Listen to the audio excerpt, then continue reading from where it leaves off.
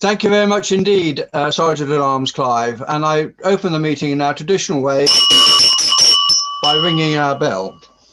And I'd like to start by welcoming all our visitors, but in order of importance, I'd first like to welcome all those visitors with a Scottish connection. And I'd be quite grateful, and that could be a distant Irish one, I suppose. I'd be grateful if those individuals would wave a hand or something and indicate that they have once drunk whiskey or have some other valuable Scottish connection. We have a few hands waving. I'm glad to see that. Norm from Canada. I might come back to that later. I'm sure Hugh's taken note. I'd now like to welcome all our particularly our Rotary visitors that are visiting us for the first time. And I don't know, Mo. Mo, are you on screen somewhere? Yes, Mo is here. Mo, you have a list of visitors, and I wonder, to help Clive out here, you could introduce your guests actually for today, because Mo is very active in pursuing a project, the Indus Peace Park project between India and Pakistan. And he did a great presentation with Tony Sharma the other week, which I saw, and as a consequence, I think Mo has brought some of his friends to see us today, though quite why to a Burns lunch, I'm not sure. Mo, over to you. Okay, thanks a lot, President David. The first guest that we have is Kees van der Poel, and he's the past Rotary District Governor for District 5080. And also we have the Governor-elect for 5080, which is Lynn O'Connor. And we have past District Governor Norman McCarville from the Rotary Club of Nelson, again a past District Governor of District 5080. We have Mayumi van der Bol, who's the Assistant Governor-elect. She again is the from the Rotary Club of Nacasp. And then we have, last but not least, Bill Dunwoody, who's the president of the Tri-City Sunrise Rotary Club, again from District 5080. And two of these individuals have Scottish heritage. Thank you very much, President. Thank you. Could I ask them to briefly, particularly the District 5080, could I ask them to say hello quickly on the screen? A quick introduction from each would be appreciated. No way. I don't eat biscuits like that. Can somebody please turn off your phone? Can I start with you? Somebody has put their... Kees, could I start? Okay, yes, I say hello. Hello, David, and thank you for having us in your meeting today. I give you greetings from the Rotary Club of Nacasp in British Columbia, where we have very, very little snow, and it's a real shame. We have more than usual here. Yep. Lynn. Good morning, everybody, or good afternoon, I should say, for you. It's morning for us. My name is Lynn O'Connor. I'm the District Governor-elect from District 5080, Cases District. My club is the Rotary Club of Colville, Washington, so I'm just south of the British Columbia border. Happy to be on this call, and thank you for welcoming me. Good to see you. Good morning to you. Mayumi. Leave my plate, I'll do it later. Mayumi? Have I pronounced it incorrectly? Somebody's iPhone's still got their volume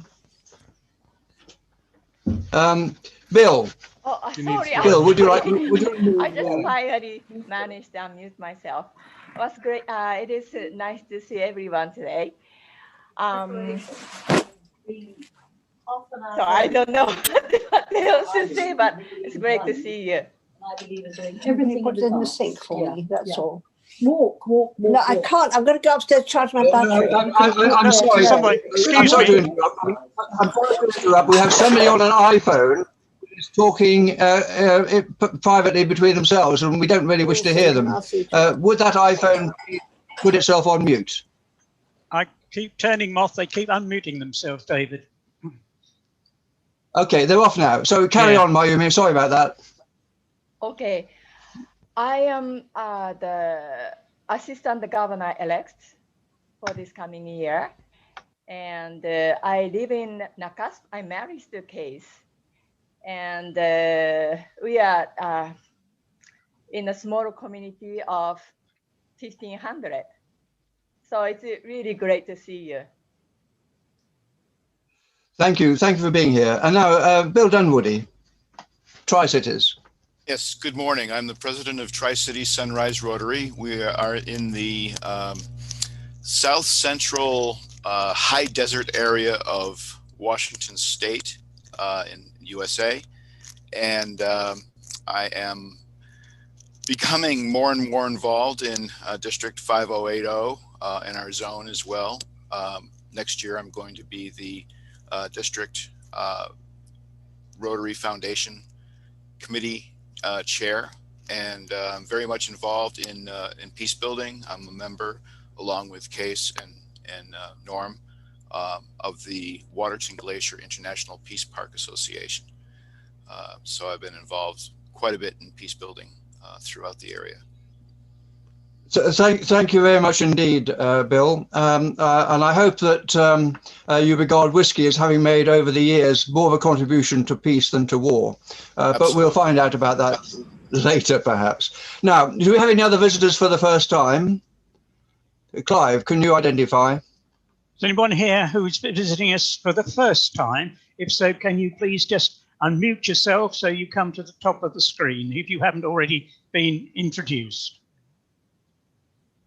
I don't see anybody waving at me. I don't see anybody unmuting themselves. I will look at the second screen. Nobody's waving at me. Nobody's.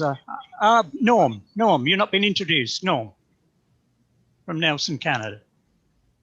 Well, good morning, everybody. My name is Norman Alexander McCarville. My Scottish heritage is the Bruce clan, and I'm a past district governor. And Robbie Burns' day is probably the only reason why I get up at 4 a.m. in the morning to join this meeting. Well done, Norm. Good to see you. Thank you so much.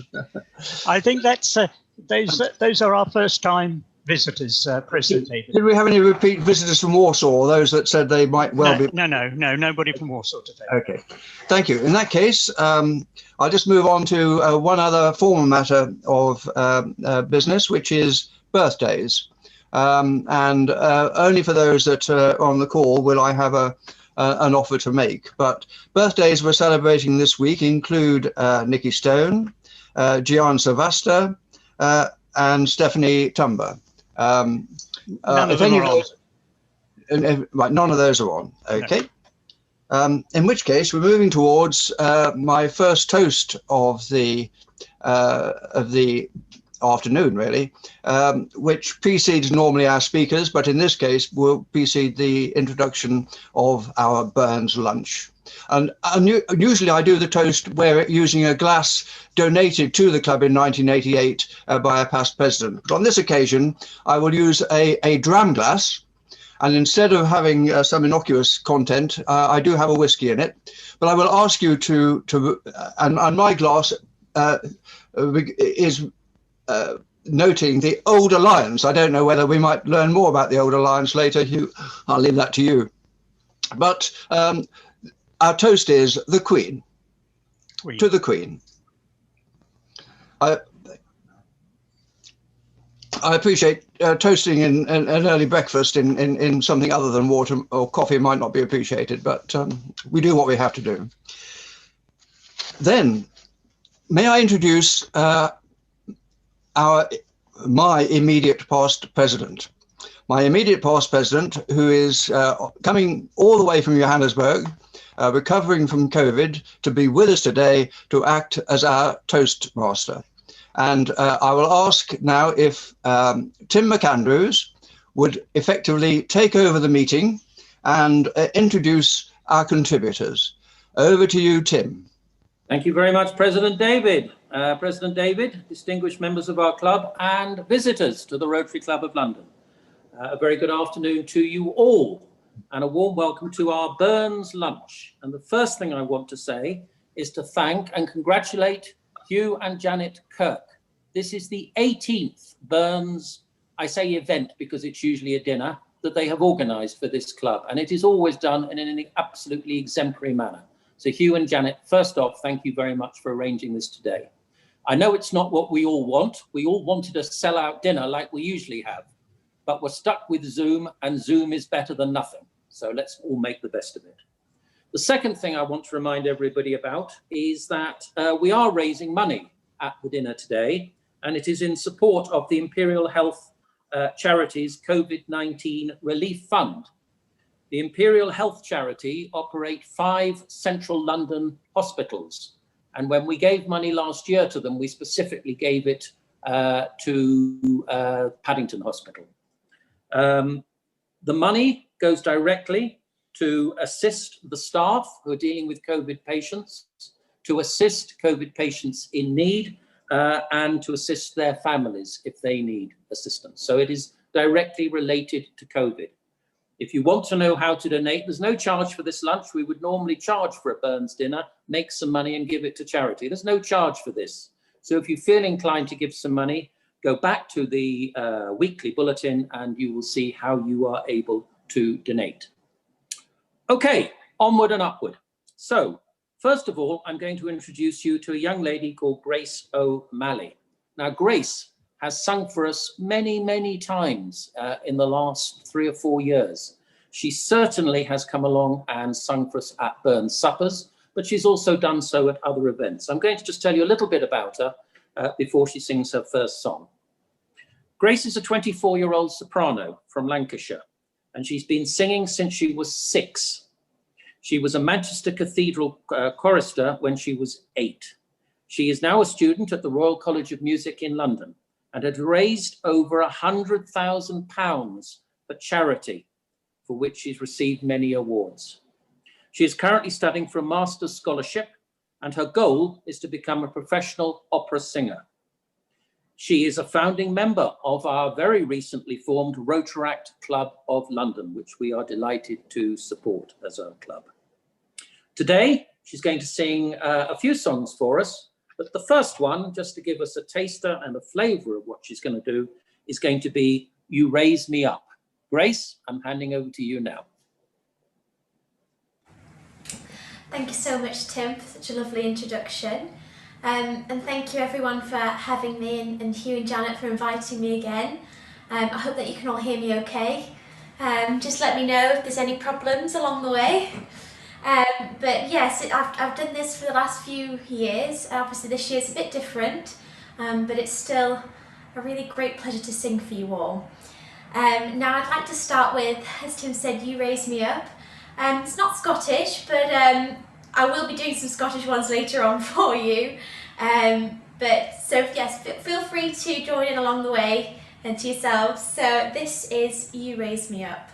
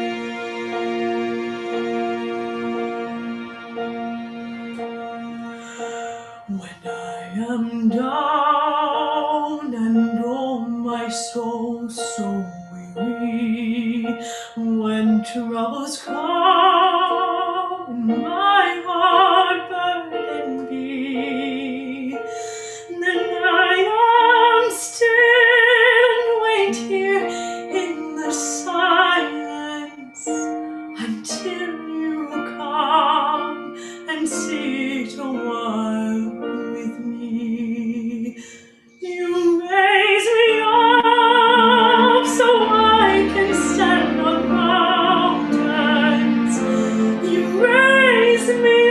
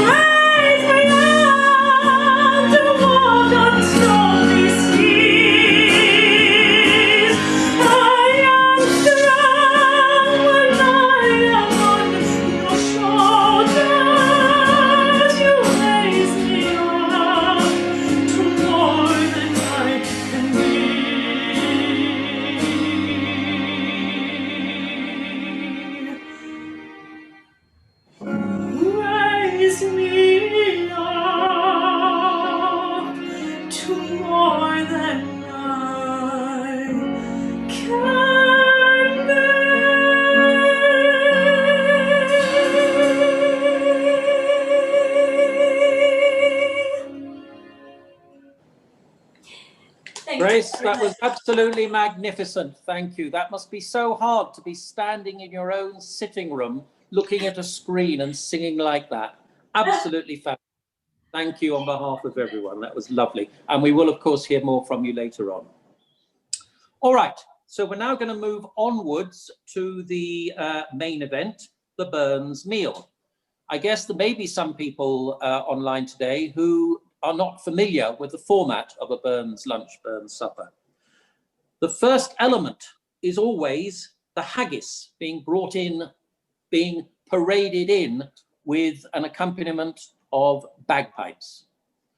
Once the haggis is laid in the center of the room, the haggis is then addressed and there is a toast to the haggis. So that's what's going to happen next. And the address to the haggis and the toast will be given by past President Hugh Kirk. So Hugh, I'm handing over to you. Thank you very much, Tim. And of course, if I could just say, first of all, thank you for your services, Tim. What is the ritual of piping in the haggis? Well, legend has it that it dates from the Viking celebration, when primitive bagpipes were played to drown out the squeals of the unfortunate haggis, which were killed by turnips, and hence we have haggis and neeps, if you believe that, yeah? Okay, so prepare for the traditional, but today not so traditional ceremony.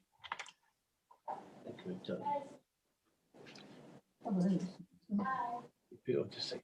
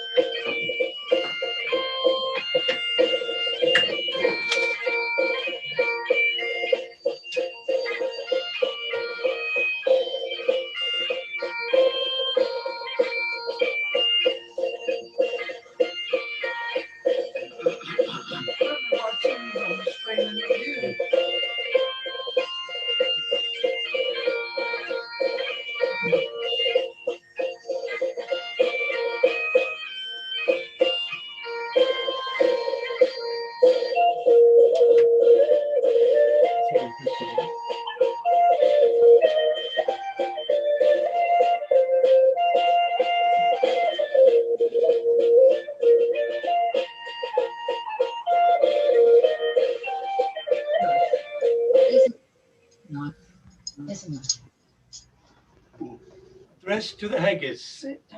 Oh, sorry. I have to sit down.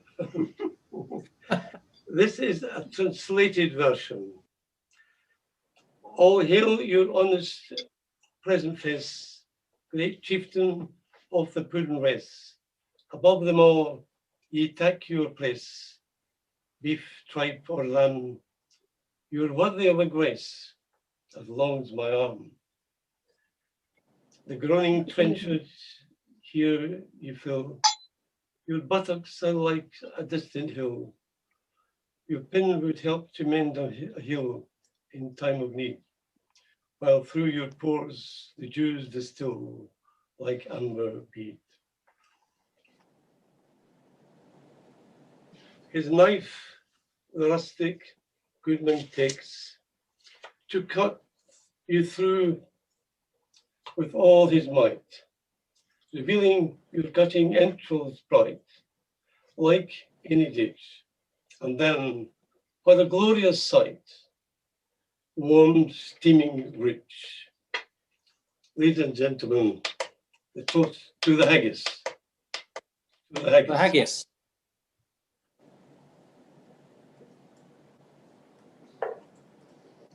Hugh, thank you very much for that toast. I think you and Jack got haggis for dinner for the next 3 or 4 nights. Days. Okay.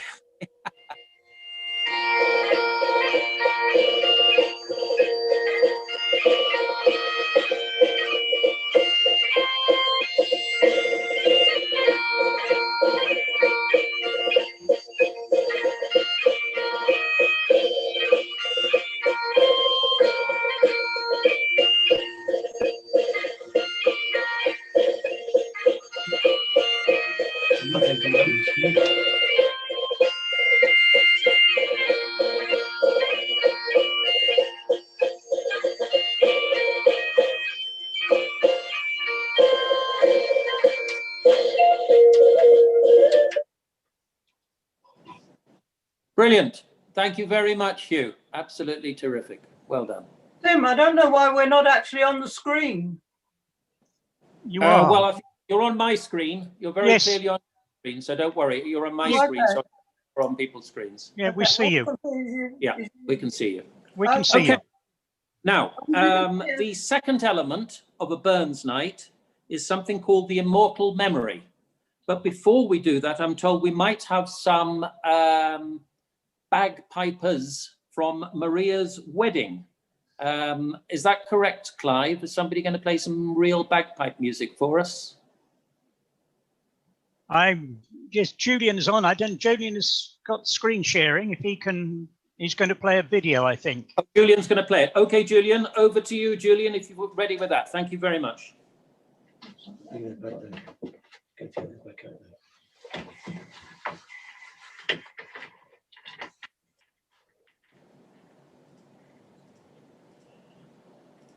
You understand?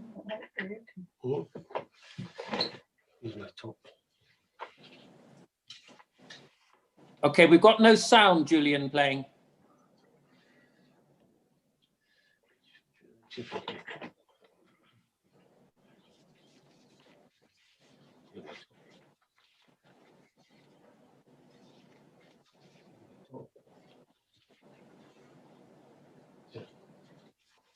No sound.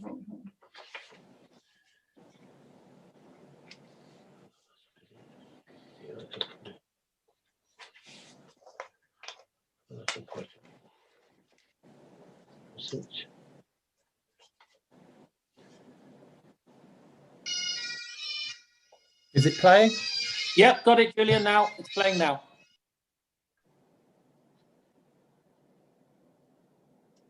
No, I'm afraid it's gone again. It started and it's gone again.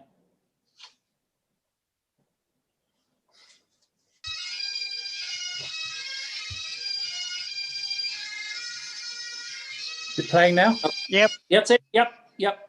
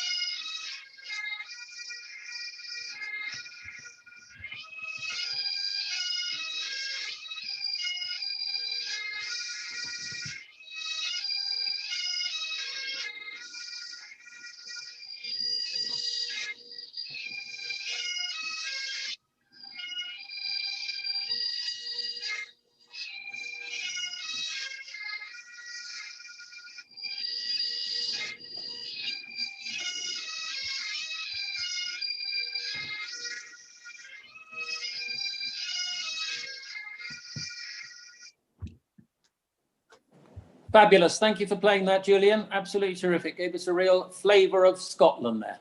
Absolutely. Okay. Now, the second element of any Burns meal is something called the immortal memory. And the immortal memory is where somebody explains a little bit about Robert Burns's history, his life, his loves, and his poetry. Today, the immortal memory and the associated toast will be given by Hugh. Hugh, over to you for that, please. Thank you very much. I'm unmuted, am I? Yes. You are? Yes, Okay, yes, that's thank you fine. very much. Okay, thank you, Tim. Well, the first celebration of Burns' birthday was held on the 29th of January, 1802.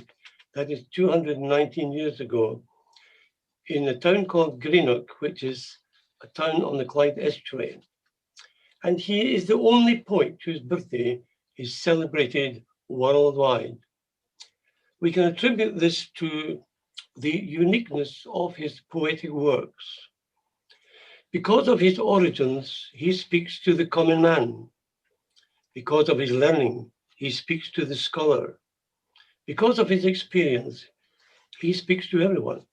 And indeed, Burns has plenty to say to the world in which we live today, as we will later find out. These are just some of the basic reasons why we celebrate Burns' birthday, and which today will be commemorated in many towns and villages in several countries throughout the world, and indeed in many Rotary clubs in London and throughout the United Kingdom. Much of the philosophy of Burns is closely linked with the objects and the service of Rotary. But what are the origins and the background of Burns? The Scottish bard, whose birthday we celebrate at this time, he was born on the 25th of January, 1759, in Alloway in Ayrshire, county on the west coast of Scotland, and it was in a clay cottage built by his father. This year, incidentally, was the year when the British Museum was first opened to the public, and also when the British took Quebec from the French. Burns died on the 21st of July, 1796, in the priest at the age of 37 years, from what was thought to be rheumatic fever. He was the first child of 7, having 3 brothers and 3 sisters. The family were poor farmers, and Burns had the sketchiest of education. But despite that, at an early age, he was proficient in the 3 R's and well grounded in the principle of Presbyterian theology. As he grew up, he followed in the tradition of farming and loved the countryside. He was a man of the rolling plains, but above all, he loved to read whatever he could lay his hands on, and he understood what he read. The only mystery concerning Burns, whether in boyhood or manhood, is the quality of his genius. His first love was poetry, and it was the nature of Burns' experiences that conditioned his writings. As a poet, he could not be suppressed, and it was as a poet that he triumphed. But it was by no means an easy triumph. But then, few triumphs in life of the first order are ever easy. Burns was surcharged with emotion, with awareness, with sensibility. And despite his background of poverty and hunger, never ceasing toil in farming, he could laugh. He relished the gift of life, and his experiences of searing were fundamental and therefore universal. It is this supreme quality that makes Burns the first world poet. He belonged to the supremely great, Shakespeare, Beethoven, Rembrandt. He was in fact a contemporary of Mozart, who had died 5 years earlier at the age of 35. Amazing what these 2 men achieved in the very few years of their lives. Burns, he embraces all humanity, and humanity in turn has embraced him. So many nationalities have suggested that he was of their race. the Chinese, the French, the Germans, Italians, Austrians, the Russians, the Americans, perhaps the Canadians, perhaps, have all claimed him as their own. And his birthday is celebrated in all of these countries and many more. Indeed, in Russia, Burns became the people's poet, and his works were translated into Russian. And because the source of and became the source of inspiration for the oppressed people of Imperial or Tsarist Russia. In 1956, the Russians honored Burns by having a stamp issued in their memory, in his image, sorry. Ian, I wonder if you have that stamp in your album. I'm sure you'll tell us later. Burns wrote in the vernacular, and his thoughts and views are as poignant today as ever. His poems are not exclusive to 18th century Ayrshire, but they are universal. They're timeless, as well as we shall shortly see. Among his many satires, tales, and love songs is his address to the Haggis, which has been used today and is always used at every Burns celebration. He is, of course, passionate about women, and his very first poem, written at the age of 14, was a love song to Nellie Kilpatrick, a bonny sweet lass who worked beside him at the harvest. His very last poem was a love song to an 18-year-old girl, Jessie Lures, who helped him nurse him on his deathbed. Burns, he loved many women in his short lifetime. I don't think he was unique. But the supreme love of his life was, in fact, his wife, Jean Armour, whom he married at the age of 26. With her, he had 9 children, but he also had 6 other children out of wedlock.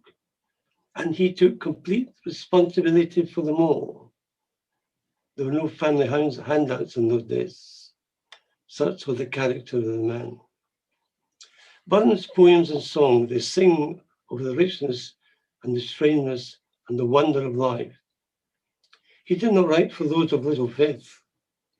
Above all, he wrote for those who know that the heart's always the part always that makes us right or wrong.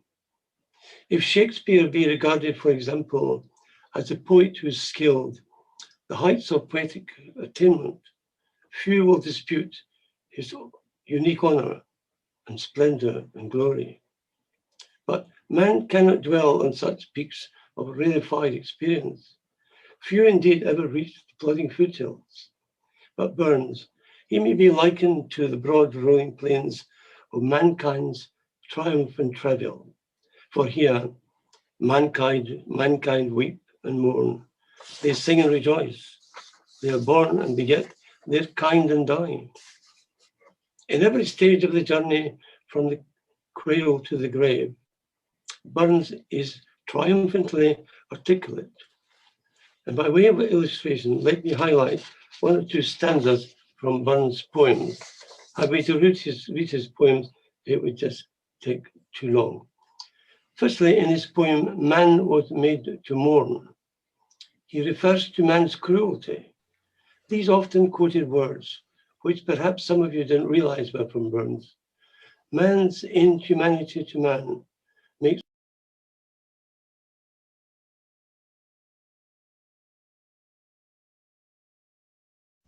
Hugh, you've muted yourself. Hugh, you're muted. We haven't heard the last few words. Hugh? You muted yourself. Oh, you're okay. You're back on. Okay, let me start. In every stage of the journey from the cradle to the grave, Burns is triumphantly articulate. And by way of illustrations, let me highlight 1 or 2 stanzas from his poems. To read his poems would just take too long. Firstly, man was made to mourn, in that he refers to man's cruelty. These often quoted words, which perhaps some of you didn't realize were from Burns. Man's inhumanity to man makes countless thousands mourn. Isn't that true today as ever? as we are fully aware of the many atrocities, inhuman acts taking place in the world around us today, the Uyghurs in China, the persecution of many people for their faith in other countries. Also to before Emily Pankhurst and the suffragette movement, over 265 years ago, Burns, he wrote of the rights of women. One sacred right of women is protection. And the last stanza refers to the majesty of women. Maybe he has a lot to answer for. Then in his poem To a Mouse, he refers to the unpredictability of man's planning. For instance, he identifies himself movingly with a little creature of the fields whose laboriously constructed nest he has unwittingly shattered with his plough. And we find in that tiny episode a parable for all mankind. We sleekit curn timmer's beastie, but Mousey, thou art not alone. Improving foresight may be vain. The best laid schemes, O mice and men, gang after glee, and leave us naught but grief and pain for promised joy. Haven't we all experienced that in those last 9 months with lockdown? Just as the little mouse's nest was shattered with the plough. Think of all our plans in those months that indeed have also been shattered. But that one superb line, the best laid schemes of mice and men going after glee, go oft astray, is perhaps the best known in the Burns corpus. It is little wonder that John Steinbeck, he plundered this for his magnificent novel of mice and men. And then to another of Bowen's poems that I like to quote, it's called To a Louse, when a louse is a flea, yes. He was in the church this morning and he saw this flea meandering trying to escape from the net in a lady's hat. And he went home that day and he wrote this poem, and I quote the last stanzas. Oh, would some power the gift give us, to see ourselves as others see us. It would from many a blunder free us and foolish notion. You know, I remember when I was in my mid-30s, I was in the short list of 2 for the position of finance director of a major British international company. I was being interviewed by the chairman, and he said to me, Mr. Kirk, he said, what would you say your weaknesses were? Well, I wonder, and suddenly these words of Burns flashed to me. I said to him, sir, the Scottish Barb said, wisdom, power, the gift give us to see ourselves as others see us. Had I that gift, sir, perhaps I could answer your question more intelligently. So he smiled and went on to the next question. So that may be an answer for you if you ever asked yourself such a question. In Tam O'Shanter, now it take me 10 minutes to read that poem, but in it he refers to the brevity and the transience of life. He puts the brevity of life in those words, like the snow falls on the river, a moment white, then melts forever, or like the borealis race that flits, ere you can point their place, or like the rainbow's lovely form, vanishing amidst the storm. No man can tether time nor tide. The hour approaches, time must ride. I'm sure as we reflect on all the years of our life that have passed, we can say with the patriarch Moses of old, we spend our years as a tale that is told, the brevity of life. We know too he was a man of passion. In that poem, my love is like a red rose that graceful shot to sing to us. I know you know it's one of his poems, set to music. My love is like a red rose that sweetly sprung in June. My love is like the melody that sweetly played in tune. Further, Burns, as I'm sure you will know, he was a writer of Auld Lang Syne. And this could be considered the world's national anthem, or the Marseillaise of all mankind, as it is sung by millions all over the world, primarily on New Year's Eve. It is the only song which causes you to hold each other's hand. Not that they can do that today. It is a song of sentiment and friendship. It was sung during the War of the American Independence. It has real impact in America. Roosevelt wanted it played twice at the end of his inauguration speech. Ronald and Nancy Reagan, they requested it to be sung on the day of their departure from the White House. It is included in some of Hollywood's biggest hits. Its tune is used for Japanese school anthems. It is the tune of the Dutch national anthem. These are one or two excerpts from Burns' poems. Burns had a rare faculty for making the commonplace memorable and the platitude profound. And it's with these things that made him the poet of humanity, the poet of mankind. That is what helps to explain the remarkable phenomenon of the worldwide Burns cult. For those who, whatever their faith or lack of faith, respond to the evocations of ordinary mortality, his poems will give a lifetime of pleasure, inspiration, hope, and courage. The joy of being alive in the world today, shot through with terror and darkness and fear. Burns is loved not only by those who are patriotic Scots, but by all those who wish to see that day coming against all the fear and darkness of the world today, when men the world over shall brothers be for all that. You know, that last statement, it corresponds to the fourth object of Rotary, which is to promote international understanding, goodwill, peace, and world fellowship. And Burns, very succinctly, he expresses that object of Rotary in these words: "Let us pray that come what may, as come it will for all that man the world o'er shall brothers be for all that."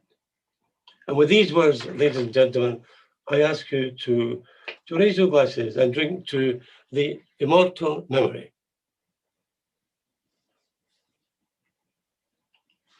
You don't it? No, I got some more. Immortal memory. Mortal memory. Thank you very much indeed for that. You put a lot of work into that. Absolutely fascinating history of Robert Burns. Thank you so much for that. Thank you. Okay, we're now going to uplift the event, and we're going to go back to Grace O'Malley. And Grace is now going to sing, I think it's 3 songs, Grace, for us. Looking forward to this very much. Over to you, Grace. Hello again, everyone. So yes, I'm going to sing 3 very popular Scottish songs. So please feel free to join in, and then we'll all get a chance to really sing together later for Auld Lang Syne. So this first one is Loch Lomond.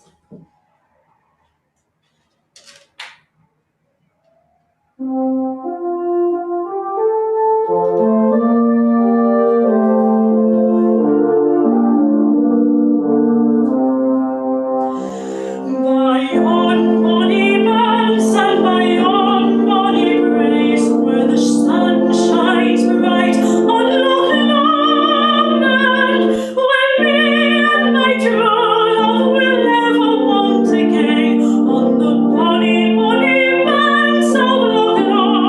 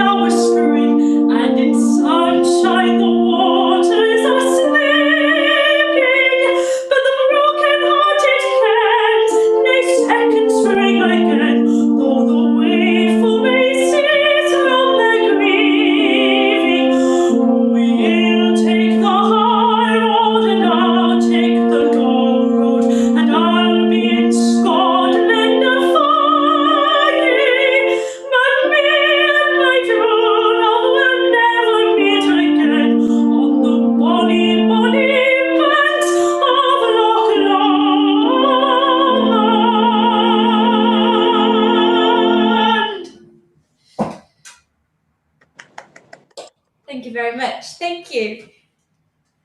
Now, the next one I'd like to sing is probably one of my favourites, and I just love the words. And since, you know, next month we'll be coming to Valentine's Day, we can all dedicate this one to our loved ones. This is My Love is Like a Red, Red Rose.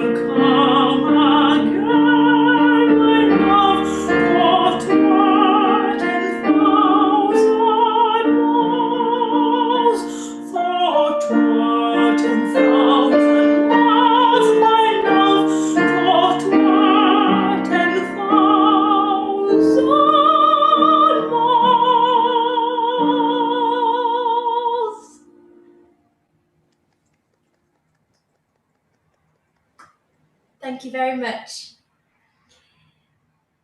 Now, this next song I'm going to sing is, I really love this one. This one is Skyboat's song. So please, I want to see all your lips moving. I want to see you all dancing along.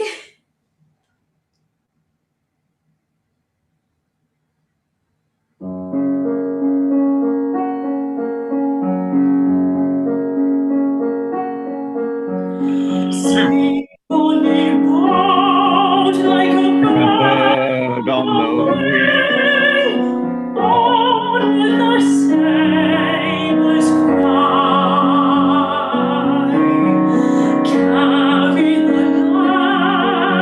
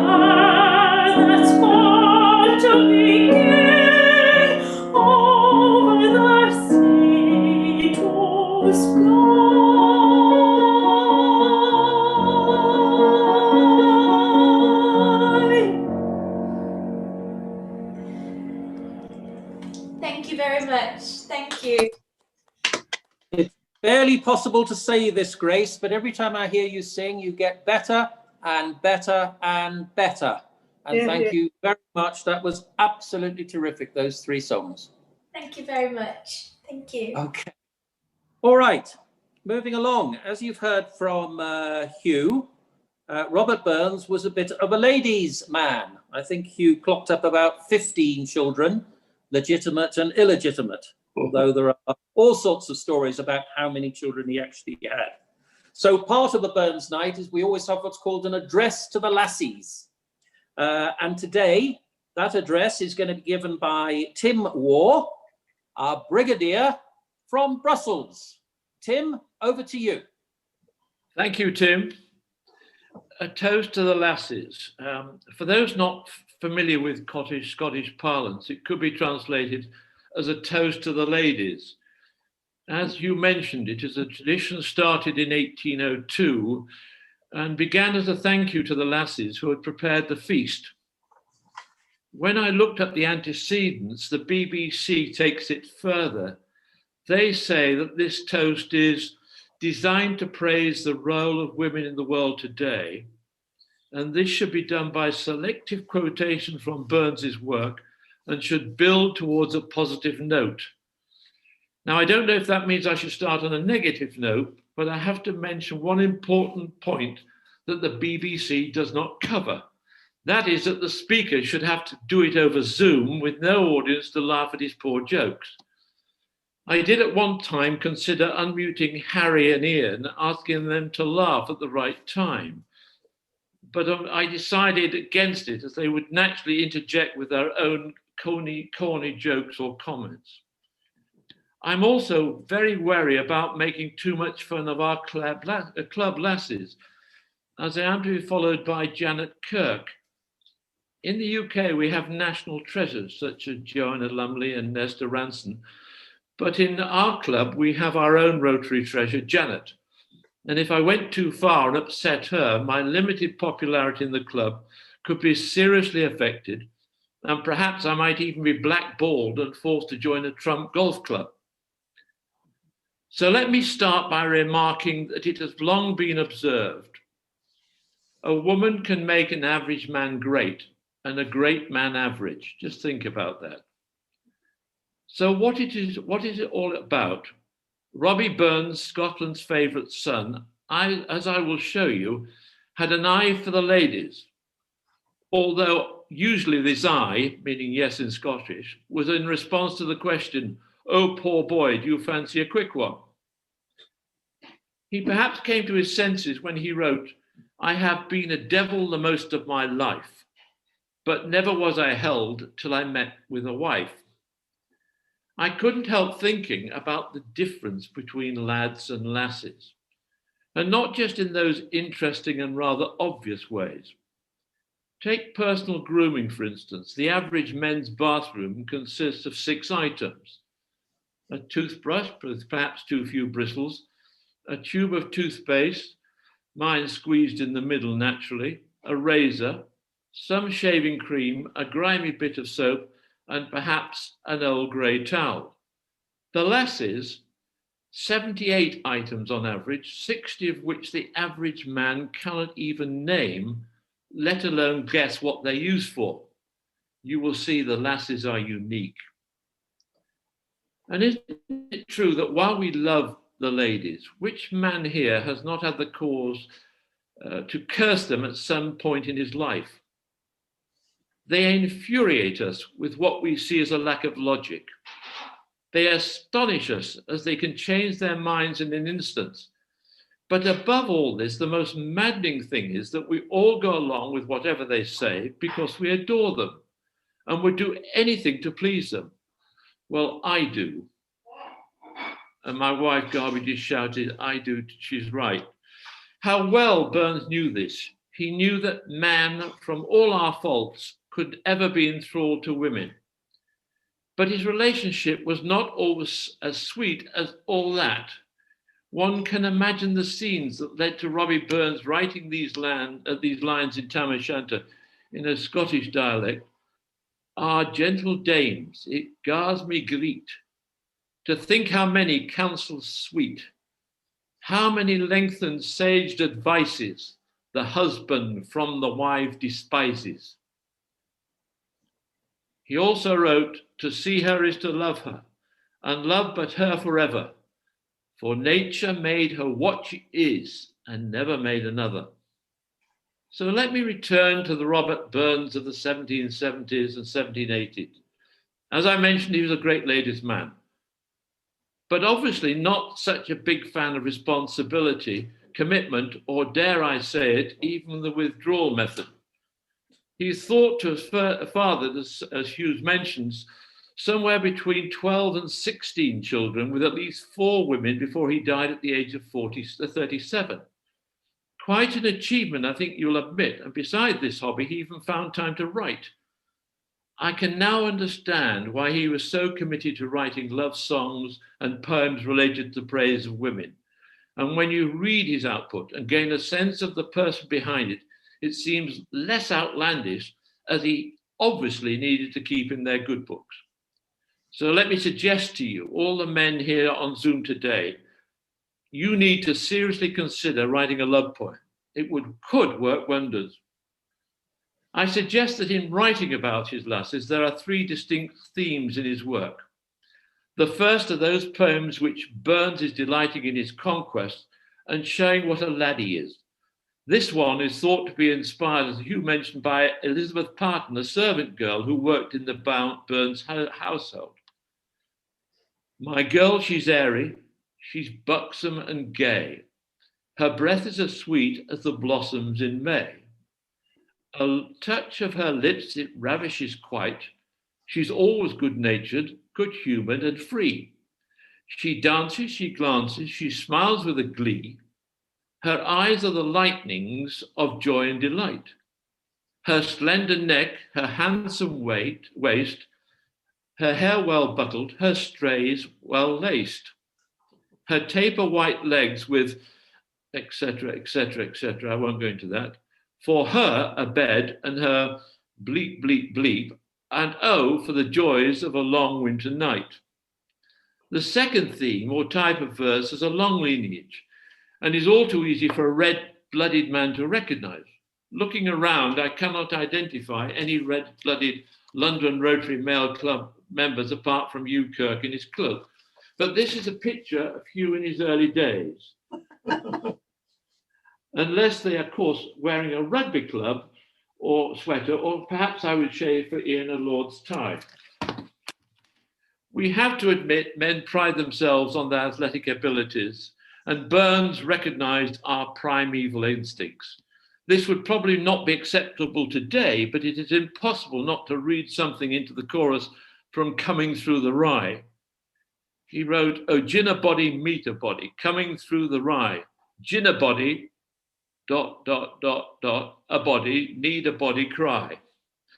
There are other poems on the same theme, which I will not mention as I do want to upset Janet and the ladies' sensibilities. However, I can imagine Robert Burns and his friends getting severely boozed before launching into drunken renditions of these and several other notable bawdy ditties which he composed. It is clear that there was something special about lasses from Scotland in the eyes of Burns. In 1780s, in Ayrshire in Scotland, the locals used to cross the border to England to rustle sheep.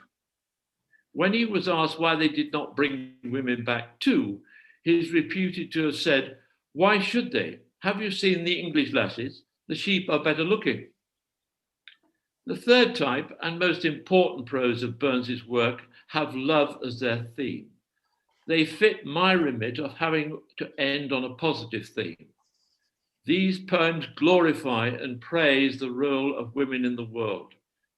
It is easy to imagine the average standard of wooing from farmers in 18th century Ayrshire, and then the success that someone would have with verses like these from "Oh, saw ye Bonnie Leslie." To see her is to love her, and love but her forever.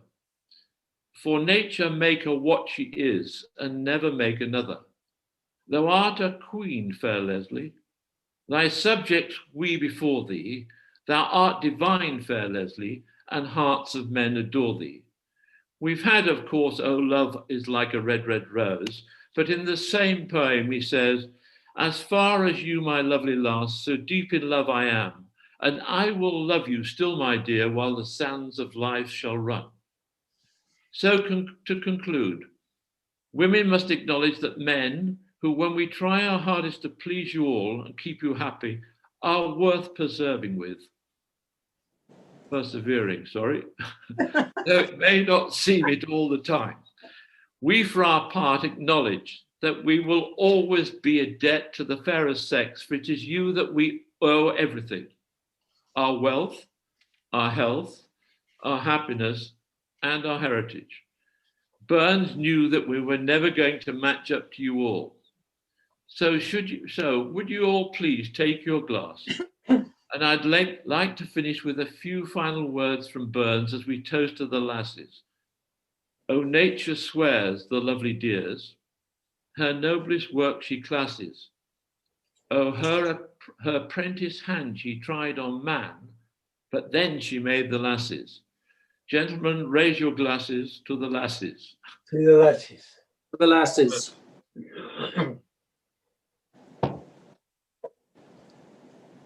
Tim, thank you so much for that toast to the lasses. I hope it's been appreciated by all of them.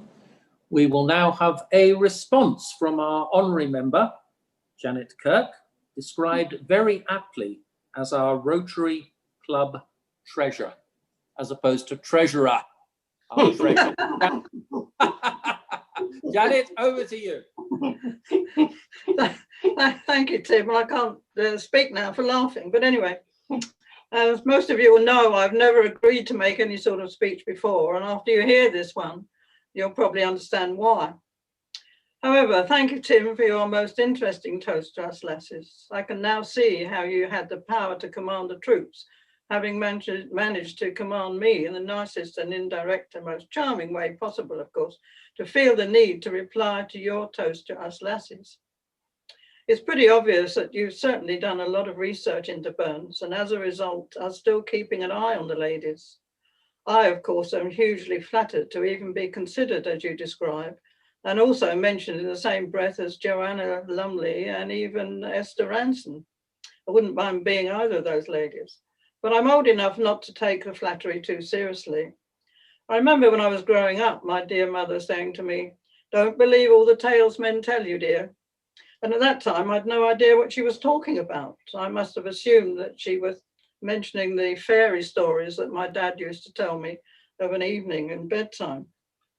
But to me, you know, as a child, that's all I could think of. But as time went by, I found out differently, of course. But there are currently many treasured ladies in the Rotary Club, I'm sure. We mustn't forget that. I wonder how many of you realise that it's only been 25 years since women were admitted to the Rotary Club of London. That was in 1996, the proposal having been turned down once before. I'm sure you laddies will agree that the ladies have all added value and popularity to the club one way or the other over the years, and will continue to do so.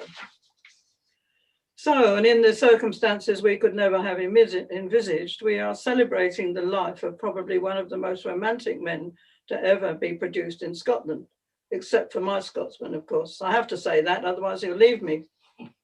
But Burns was very much influenced by his mother, and no doubt when he finally decided to marry Jean Armour, whose name incidentally is almost the French for love, she continued to put up with his philandering. I wonder if she knew about all his conquests. Fortunately, there were no long-distance lenses in those days to spy on his activities in the Hay or wherever else. So I thought I'd keep my talk on the theme of love. And Robbie actually had no intention of being a poet or writer until he discovered the lasses and fell in love in his teens. And those lucky enough to be wooed by him would no doubt have experienced tenderness and care, as evidenced in his writings. And as he grew up, and whilst he was busy wooing the lasses, he was, as Hugh has already said, championing the rights of women and their rights to protection. We have to remember that there have been famous and prominent women throughout history, very capable and fearless. Women have been the muses of male artists and writers, whilst often being very talented in their own right. The first ever female prime minister was Sirimavo Bandaranaike, of what was then the Dominion of Ceylon in 1960. And other women followed, with Indira Gandhi of India and Golda Meir of Israel, and Eva Perón, the First Lady of Argentina, had fought for women's suffrages and improving the rights of the poor. And let's not forget Margaret Thatcher, of course, and Theresa May here. And in current times, many European countries also have women as government leaders. And now the USA has a female vice president. So women have come a long way from being suppressed, and these days there is no limit to what we can achieve and how important we can be. Do we need men in our lives? Of course we do, most of the time, even if it's only to exert their strength when it comes to opening jars or bottle tops, which are far too difficult for our delicate hands to manage. We just need the strength, though, to tighten them again when the men have left them needing one more turn, and they wonder why the contents has turned green or the fizz has gone out of the drink. They leave lights on in unoccupied rooms and doors not quite properly shut. They disturb us in the night time by fidgeting, snoring, to name but a few. They forget where they put things. They're willing to come to our rescue, however, to assist with clothing fastenings or unfastenings we can't reach. They don't seem to have forgotten how to do these things. Us lasses are generally better organisers and can multitask, often having completed a task whilst the men are still thinking about it. We literally keep the home fires burning whilst probably also working. Rotary's very own founder, Paul Harris's wife, Jean Thompson, she's a Scot. These Scots get everywhere. First worked his way into his heart by mending a tear in his jacket. Not very romantic, but practical. He obviously couldn't mend it himself. He must have thought, if she can cook as well, she'll do for me. Then conversely, in these modern times, there are house husbands, male nannies, male char ladies, and many more role reversals. But in days gone by, there were women's jobs and men's jobs, and often neither did the others. It's often been said that women wear the trousers, and these days, of course, we actually do as fashion dictates. And in some cases, men wear skirts, particularly those from bonny Scotland, who no doubt suffer in silence whilst the swirl of the kilt creates a draft. But back to Burns and his love for the ladies.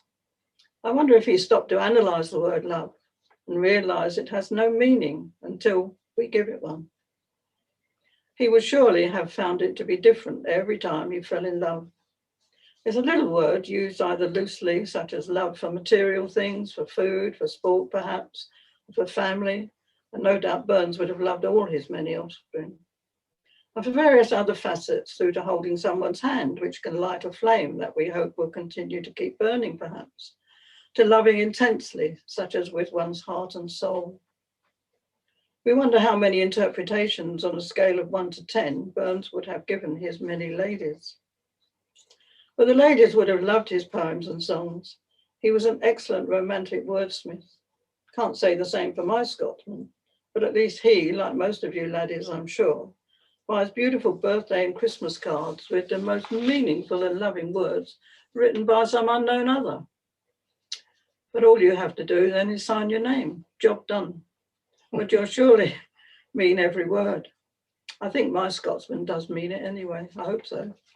Burns was correct when he showed us that the most wonderful places to be in the world are in someone's thoughts, in someone's prayers, and in someone's heart, or even in more than one person's thoughts, prayers, and hearts if we're lucky enough. To quote some of Burns' words, had we never loved so blindly, had we never loved so kindly, never loved and never parted, we would ne'er be broken-hearted. Incidentally, Tim, you are suggesting that all the men here today should write a love poem. I wonder if you're going to, or take the easy way out and crib one of Burns. Whatever, at the end of the day, I'm sure you'll all agree. Us lasses want to be loved. We're like sponges, soft, squeezable, but sadly tend to retain water. We marry expecting to change a man, maybe, but he doesn't. They marry us, hoping we won't change, but unfortunately we often do. If we get into the dryer for 10 minutes or so and come out wrinkle-free and 2 sizes smaller, that would be wonderful. So as we look forward to the day when we can dust off our stilettos and retrieve our designer clothes, if we have any, which will still fit, from the mothballs, and to go out and meet up with all those we miss, I'd like to close with this little verse that I came across some time back. I've no idea who wrote it, but it still resonates with me, and I think it rather sums up how we're living at the moment and looking forward to better times. It's this: sing like there's nobody listening, love like you've never been hurt, dance like there's nobody watching, and live like it's heaven on earth. So lasses, please now raise your glasses and drink to all the laddies, however they feature in our lives, who love us, need us, and drive us off into distraction. They say they would be just as successful without us, but if truth be known, we couldn't do without them. And of course, they really couldn't do without us. Let's drink to the laddies. To the laddies. Raise your glasses, ladies. Cheers. Janet, thank you so much for that. I cannot believe you've got away without giving that response for 18 years. So it's absolutely brilliant. I think you might be asked. I got caught in the end, Tim. You got caught in the end, but maybe I have. Somebody managed to catch me, who shall be nameless. Well, I have to say, I really enjoyed the insight into the Kirk household. And now imagine Hugh running around, opening jam jars, leaving lights on. Absolutely. And we won't mention his nocturnal habits. No, best left that to the imagination. Yeah. All right. Thank you, Janet. Thank you so much for that. Thank you, Tim. Okay, we're coming to the end of the lunch now, and I am going to hand back to President David to wrap the event up. President David. Thank you so much, Tim. I'm just wondering, can I be heard? Can you hear me? Yeah. Yes. Yes. Working without a microphone is an unusual experience for me. So thank you so much to all of you for the way in which you delivered, Tim, Hugh, Janet, Grace, Tim, I think Tim, delivered the afternoon, the lunch to us today. I'd now like to ask my Vice President, Ian, to actually toast you all for what you have been doing for us and the way in which you've done it, which I think has been absolutely fantastic. Over to you, Ian. Mr. President, fellow Rotarians and guests from all over the world. Indeed, just as Burns is celebrated internationally, so we've had guests from all around the world, and our meeting has been the richer for that, and we're delighted that they've been able to join us today. Our thanks to Tim for comparing the event so inimitably, Julian for the introducing the pipe band, Grace for her beautiful singing, which, as Tim says, only gets better every time and was delightful, and Tim for the toast to the lasses. He even got one of his own poems in there at the end. But above all, I think, Mr. President, fellow Rotarians, you'd want me to thank enormously our club treasurer, Hugh, and our club treasurer, Janet, for assisting in organising such a wonderful event. It really was fabulous and most enjoyable.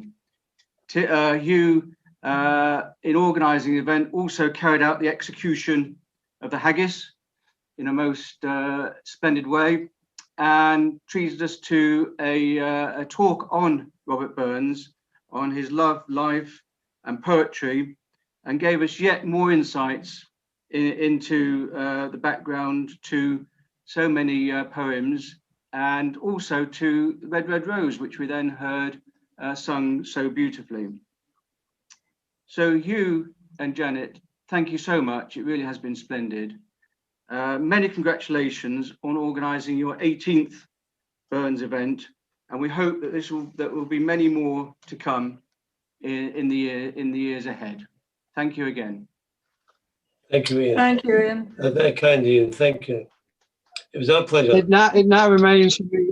It now remains for me, partly because Hugh's not had one of these for a very long time, to present him with our speaker certificate for the day for making the greatest contribution in words to the club.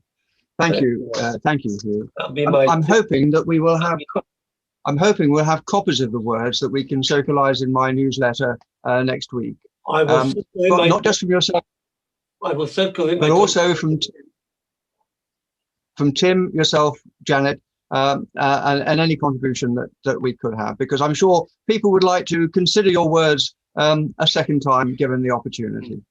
I know that my haggis disappeared very quickly, but then I did add a bit of whiskey to it, probably completely improperly. But it certainly was very enjoyable, and I hope other people also managed to consume, those that were fortunate enough to be able to find and cook one, to consume their haggis for the occasion. So thank you all.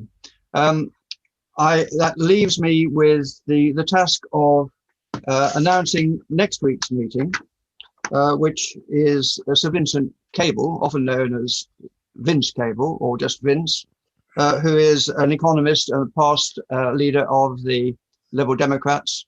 His CV and so on is attached in the bulletin, which you have seen, and I hope that you're able to join us, particularly our visitors, able to join us on another occasion. Those were my notes. So thank you, everybody. The final toast, before that, which we online sign. Oh, sorry.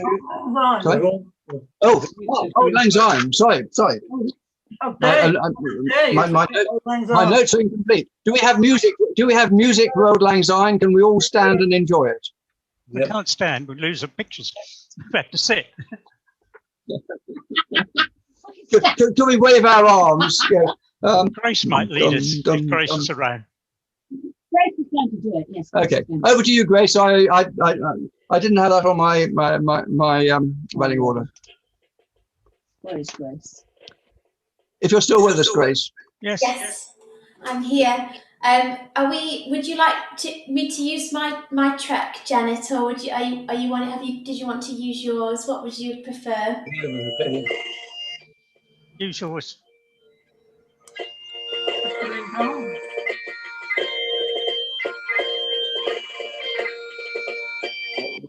What's wrong? What's across the body? And You don't cross it. Oh, it stopped. We've jammed. Oh no, we've lost the music.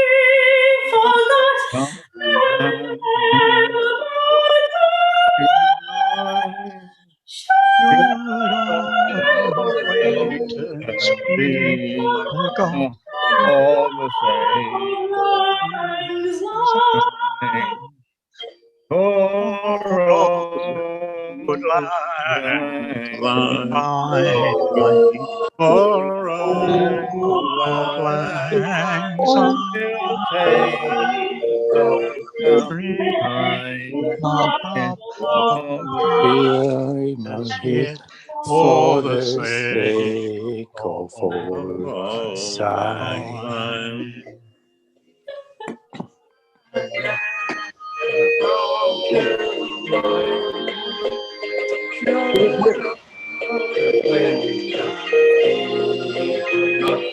For the sake